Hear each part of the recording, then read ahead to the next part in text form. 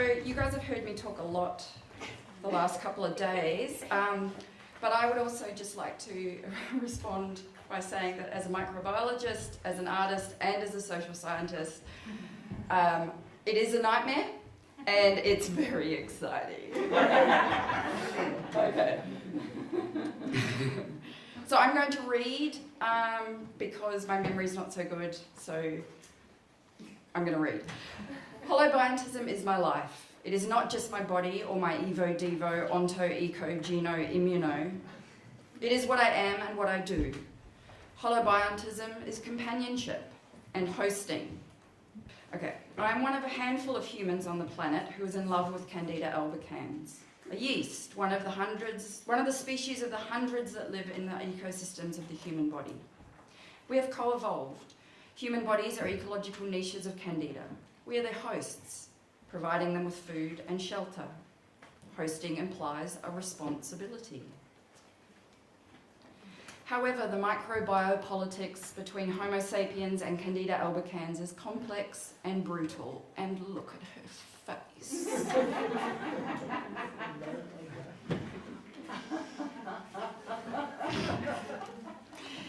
In 2002, I was completely transfigured by the news, as we have heard several times. Well, at that time, our bodies were only 10% human.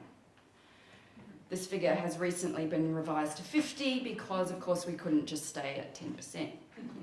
Originally trained in biotechnology, I was already fascinated by and making artwork that explored the aesthetics involved in caring for the other-than-human organisms used in scientific research.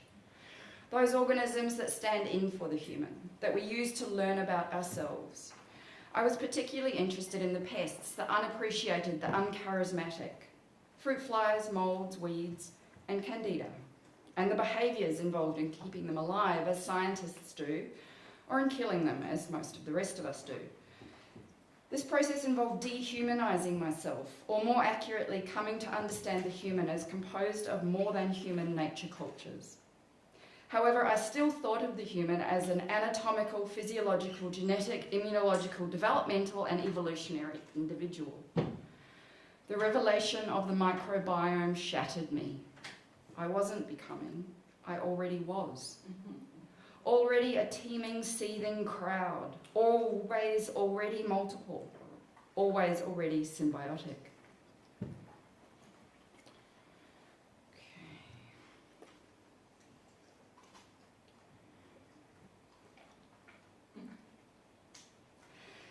The vertigo of this understanding was utterly thrilling. Rather than sublime terror, I experienced profound relief, a joy in the central complexity of my myriad body. It makes perfect sense to me that we are sites of sustenance for non-human life, coagulations of opportunistic evolution and trans-ecological kinship. I now make art that gestures towards this erotic abyss, not just towards the Homo, but also towards the Candida. What is it like to slide through the moist, warm folds of a human body, to caress and manipulate but never see, to gorge on food and multiply without restraint, to ooze and slip over surfaces and breach cell walls in frenzied fecundity, to elongate and distend your body and twine around obstacles, to change sex in order to have sex, to be ruptured by antifungals and macrophages. There is no pre-existing independent reality waiting to be discovered. Rather, materiality emerges from interactions, and here we do Barad again, and the apparatuses that generate those interactions. An apparatus is the physical and or sensual material and the theoretical or conceptual frameworks from which an interaction emerges. Matter at all scales has agency, but as physicist and philosopher of science Karen Barad argues, apparatuses recognise practices of differentiating engaged in by non-humans, whereby non-humans differentiate themselves from their environments, from other non-humans, and from humans, as well as from other others, she says. They oblige us to attend to what gets included and what gets excluded, to what counts and why, and to the consequences of those inclusions, exclusions. They are not just tools for reconfiguring what counts as knowledge. They are intrinsic to its formation and consequences.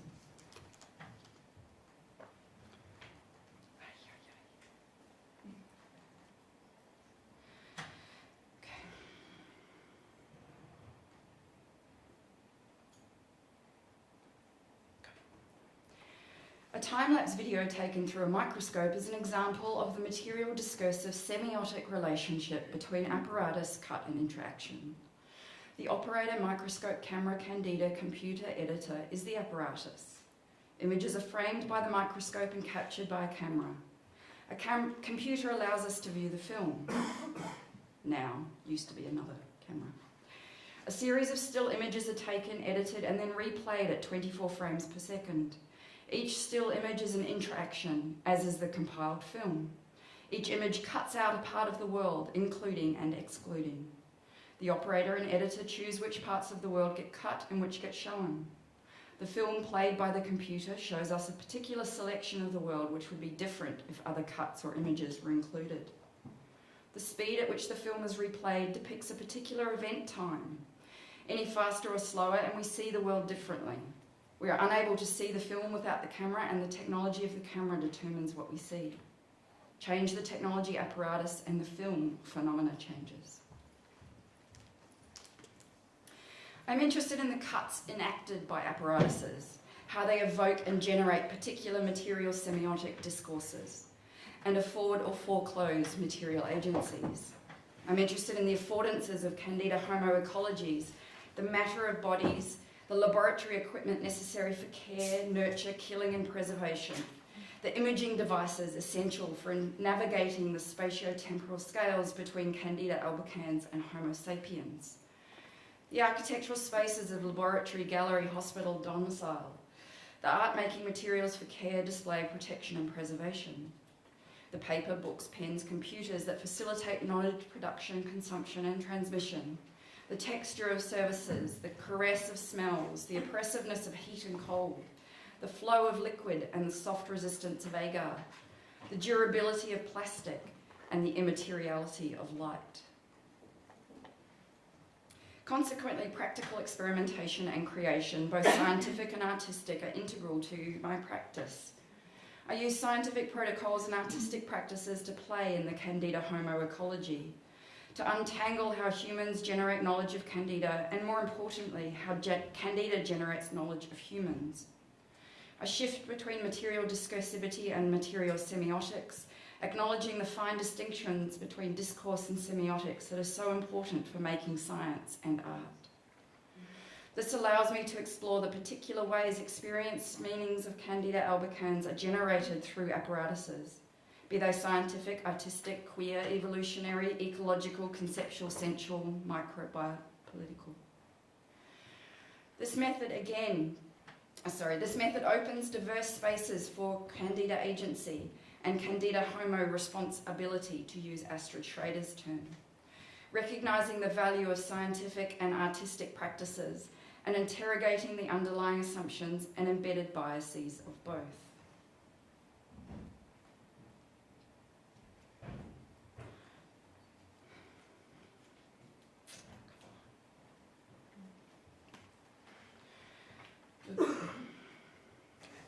Consequently, practical experimentation, I already said that.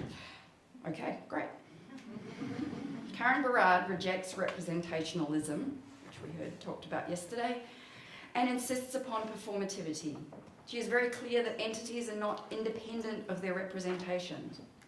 The system that assumes an autonomous representer, who uncovers knowledge from an external represented, ignores the practices through which representations are produced, she says. However, a Berardian world is not waiting to be represented. It is always already represented. Or more correctly, it is always already representations, performative representations, where representations are not abstractions of the real, but apparatuses, contiguous, iterative materializations of phenomena. Understanding representations as apparatuses recognises their roles in framing knowledge, but more importantly here, acknowledges their performative materialities and distinct connotations of what Candida is in the world. Scientific protocols, despite their aspirations to standardization, replicability, and reliability, rely on consistent laboratory conditions, identical equipment, clear protocols, tacit knowledge, and haptic familiarity. By which I mean that the actions of the practitioner become more familiar with repetition, and that's just stalled, isn't it?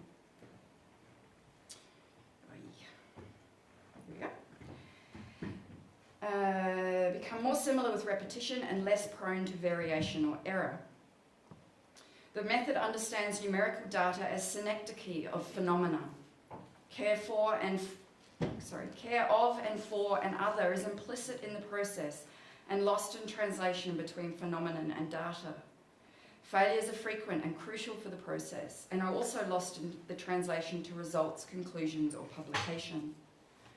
Foucault describes the system of representationalism as scientia sexualis, where lived experience is reduced to an informatic body that can be studied, taken apart, and comprehended, revealing the truth of the thing. However, laboratory conditions are inconsistent, equipment is never identical and breaks down. Protocols are rarely clear, tacit knowledge is difficult to share and takes time to learn.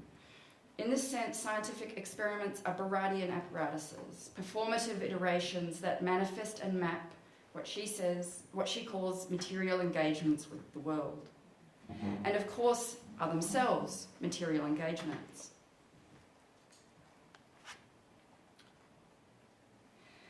Following care instructions, I subculture the Candida every 3 to 4 days in a biosafety cabinet in a PC2 laboratory to ensure a ready supply of nutrients.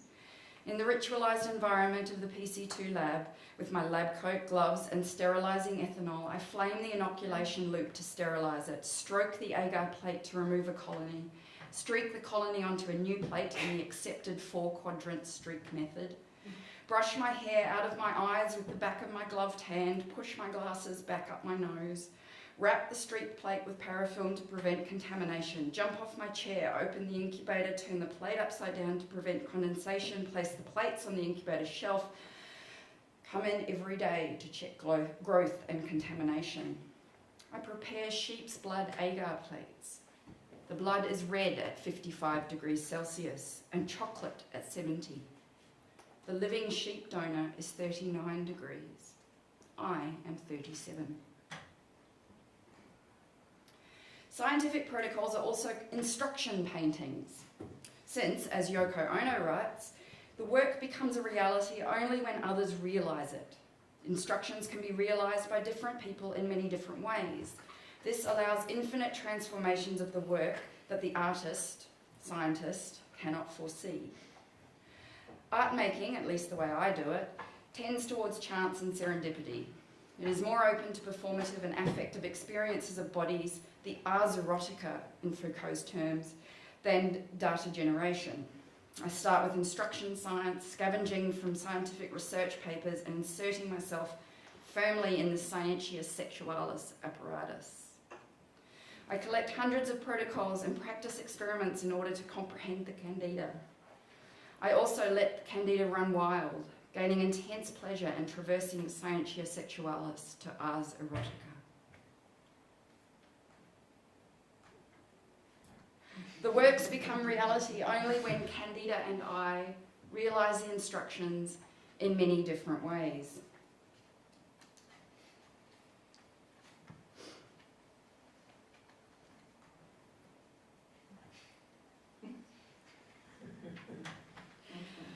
Hey!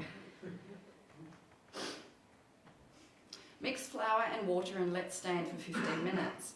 Mix baker's yeast and Candida and ferment for 15 minutes. Add yeast and Candida to flour and water. Mix. Proof for 20 minutes. Fold dough. Proof for 20 minutes. Fold dough. Proof for 20 minutes. Fold dough. Proof for 2 hours. Split dough and form into logs. Stand for 15 minutes. Shape into batards.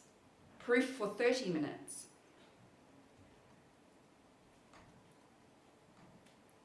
Bake at 210 degrees for 20 minutes.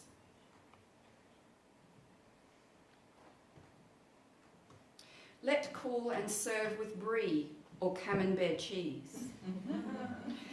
And the risk management protocol, of course, including public anxiety management plan. Clean all equipment in 4% bleach.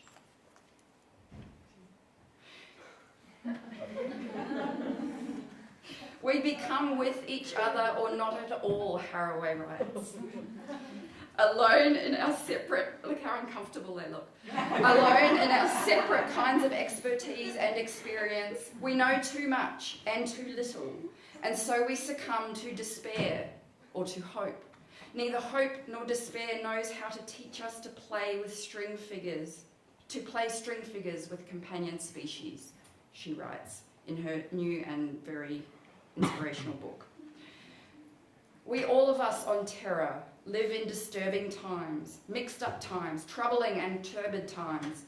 The task is to become capable with each other in all our bumptious kinds of response. The task is to make kin in lines of inventive connection as a practice of learning to live and die well with each other in a thick present.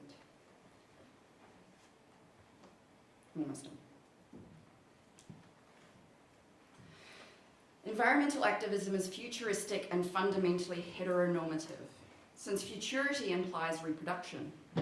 We are urged to save the environment for our children, or even to consider 7 generations ahead, as indigenous cultures do, which is a shocking example of environmental colonialism. Edelman has famously argued that since queers don't reproduce, which of course we do, we have no obligation to the future. According to this logic, future-oriented environmentalism has no purchase for queers. Why would we care? The motivation for changing our behaviour must hinge on more than reproduction, therefore, more than lineage, more than the future, since we are in it now. For, as Neil Ahuya argues, queer humans are not immune from the parasitic exploitation of more than human sexualities and are complicit in the microbiopolitics of, as he says, reproduction and extinction, where racial divisions of climate emerge in the intimate scales of contact between human forms, human social forms, and ecologies of production and waste. Are reproductive futurity or nihilistic hedonism really our only options? Heather Davis provides a compelling argument for reconsidering queer space-time matter, not as an anti-futuristic, but as an always already present. We should care because we are here now, because extinctions are happening now, all around us, because our actions here now are killing here now, because our actions here now cause toxicities and climate change here now, because our actions here now exploit and damage lives here now. If you are lucky enough to be white and middle or upper class and think you aren't feeling the effects here now, care because your actions here now cause extinctions, toxicities and climate change there now. And because your actions here now affect your own body here now, as we've just heard. If we have only the now, what do we do and who do we do it to and with matters here now? You don't get more here now than Candida Homo ecologies. These ecologies are as much a part of the Anthropocene as any other. Life at all scales depends on biodiverse microbiomes from Candida Homo to the planet. The space-time matter scales of the Anthropocene matter. They are horrifying, urgent, and overwhelming. This project attends to the small bodies and intimate environments that often get lost in big atmospheric narratives, as Neil Ahuya describes them. In untangling and reconfiguring the small bodies and intimate environments of Candida Homo, my work reorients the responsibilities of our own ecologies. The dramatic increase in the incidences of candidiasis and nosocomial hospital-induced life-threatening candidemia is human-induced, the result of increasing numbers of at-risk immune-compromised populations' use of catheters and other biomedical devices, broad-spectrum antibiotics, sterilising hand washes, feminine hygiene products, and changing diets. The scientific discourse of Candida Homo focuses on the life-threatening, the 30 to 50% mortality rates, largely neglecting the everyday living with. However, as Haraway argues, the details matter. The details link actual beings to actual responsibilities. Each time a story helps me remember what I thought I knew or introduces me to new knowledge, a muscle critical for caring about flourishing gets some aerobic exercise. Such exercise enhances collective thinking and movement in complexity. We are all responsible to and for shaping conditions for multi-species flourishing in the face of terrible histories, and sometimes joyful histories too, but we are not all responsible in the same ways. The differences matter in ecologies, economies, species' lives. Humans are these joyful, terrible histories, always already manipulating the evolution of others and manipulated in turn. However, we are reorienting to an unprecedented scale of manipulation and industrialization of yeasts and other microbes, for consumption certainly, but increasingly we're exploiting their sexual and reproductive lives to produce industrial and commercial enzymes, pharmaceuticals, and biofuels. If the details matter, then every here now is a moment to be responsible for how we want to eat at the table. As Haraway argues, making kin is perhaps the hardest and most urgent part. We decide here now how we want to eat at the table.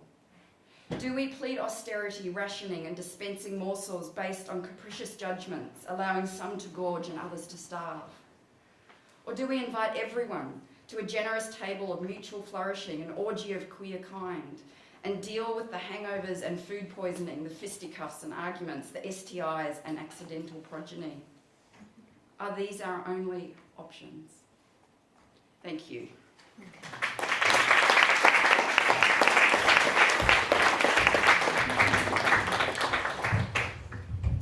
Thank you, Tarsh. Are there any questions? Yes?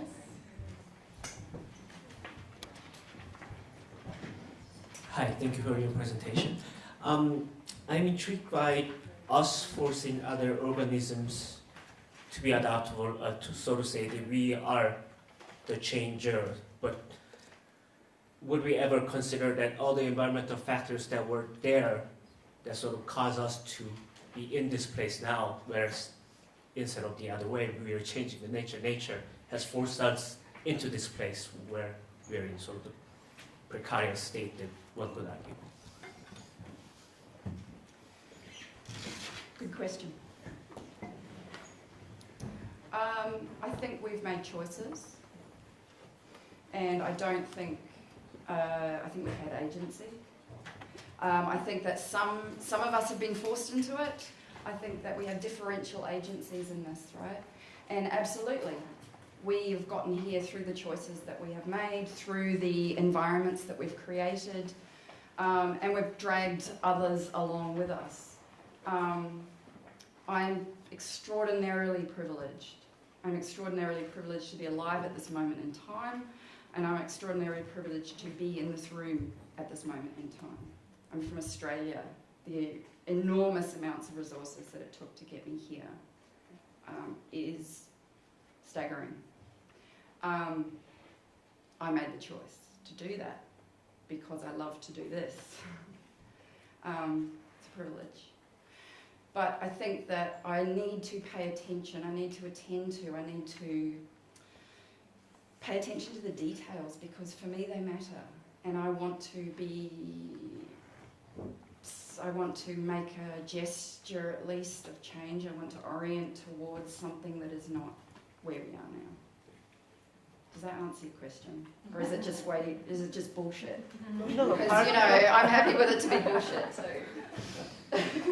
No, I think at that point that it is really how one thinks of where we are and how the decisions are made. I think it's... Yeah, but I think it goes back to what I said very passionately yesterday, was that who is the we that we are talking about? Right? There's lots of other we's that have made different decisions that, Right. or been influenced differently, that do different things.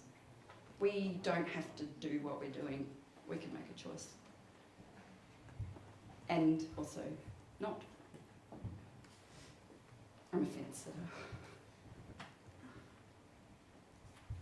Are there any questions that you would like to do yourself? Then I would like to ask myself. Oh, constantly. I tell my students that they will get really sick of me, of hearing me say why. Yeah, it's constant in here. But should I verbalize them? Is that what you're asking? Please make it a difficult one. No, you guys can do that. You guys need to do some work, damn it. All right. Backdoor person. It's a very practical question, maybe. When you say that Candida go wild or live their sexual nature, I don't know, I didn't follow precisely what you said. As I know, for example, is yeast in industrial productions kind of changes their pathogenetic processes, which means reproducing themselves through themselves, and also has another mode, so can switch between two modes, but this way of switching actually changes in industrial productions. But I would love to know a little bit more about the actual practice when you have these erotic or sexual notions in a protocol, or is it clear what I'm asking? So, okay, I'll respond, and then maybe if I don't answer you correctly, we can talk another time later. Yeah. Thank you. So, yeasts are super crazy sexual practitioners. So we have. So this is what fascinates me partly about apparatuses, is that we grew yeasts on agar for a really long time, and Saccharomyces as well, and they grow in these nice little neat colonies, beautiful white colonies, and they're mostly spherical, called blastocysts, this typical yeast form that we know, right? But what we know now is that in particular niches in our bodies, particularly in our gut, which has low oxygen, mostly anoxic, mostly anaerobic, and very different nutritional conditions, they just have sex all the time. And what happens is that they actually change their body shape, and they change their cell wall composition in order to become a different body that can have sex. And they engage in sex with an opposite body type, the same body type, or in a group of three. So they can do all sorts of different things. And I love this idea that all this fecundity is going on inside us all the time, right? We don't just reproduce as this single being, right? We do that as well. But our human cells are constantly reproducing, not sexually, but the bacteria are, and the fungi are, and the yeast are, and the Candida are. And so we take advantage of it to produce industrial products or to ferment our breads.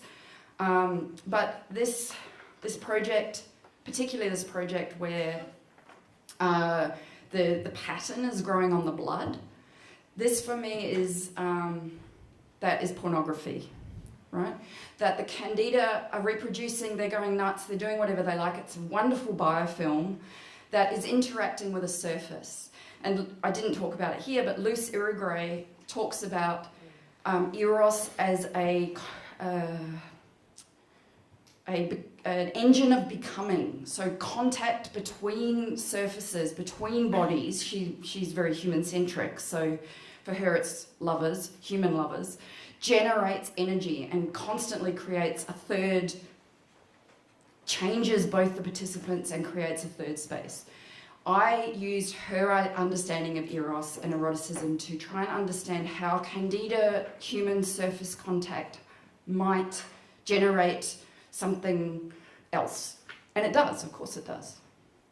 So for me, eroticism is a philosophical idea, a sexual idea, and an embodied material idea, and you can't, for me, I can't disentangle them. Does that answer? Hey Mary, there's a question over there. I need to introduce you to tetrahymen thermophilia. I am aware of your work with that, and I love it. Hi. I want to thank you for your presentation, and also bringing up the term reproductive futurism. This is something that I've been looking a lot into as well. I mean, coming from the hormone and endocrine disruption perspective, but I guess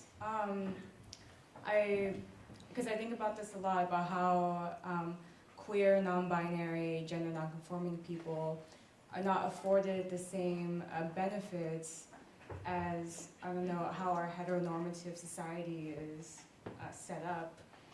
And there's a different kind of social reproduction that happens within queer spaces as a result, right? There's, and their lives are more precarious. And I appreciate you bringing this,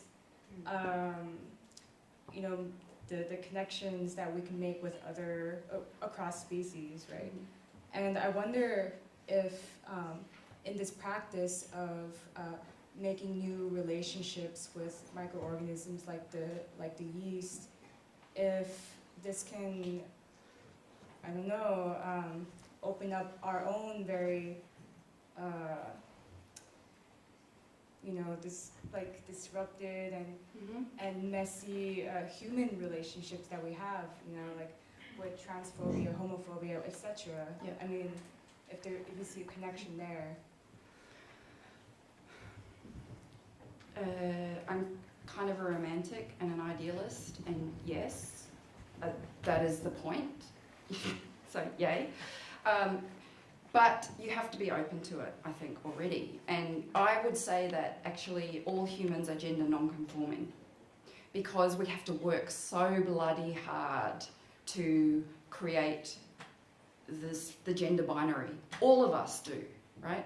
And so if you can just relax and accept it, then you can put your energy into other things. But we can't. There's a lot of, well, some people can't. There's a lot at stake. I think that we need a massive biopolitical, non-human it's not even a subjectivity, revolution. Like, I mean, Australia doesn't have same-sex equality, marriage equality yet. I cannot get married in my own country. And I'm in a 3-parent relationship. So even if same-sex marriage goes through, I still can't get married. So we just work. Just keep trying, I guess. But yeah, I figure if more of us accept that we actually are all not gender non-binary, that there's sex going on inside of us all the time, that we're constantly just bags, not just of microbes, but of sex, then maybe the distinctions between us don't matter so much. I don't know. Yeah, it's the stakes, right? I like variety, basically. Yeah, Variety is good. That's what evolution runs on. I know. Yeah. Thank you very much for that. Pleasure.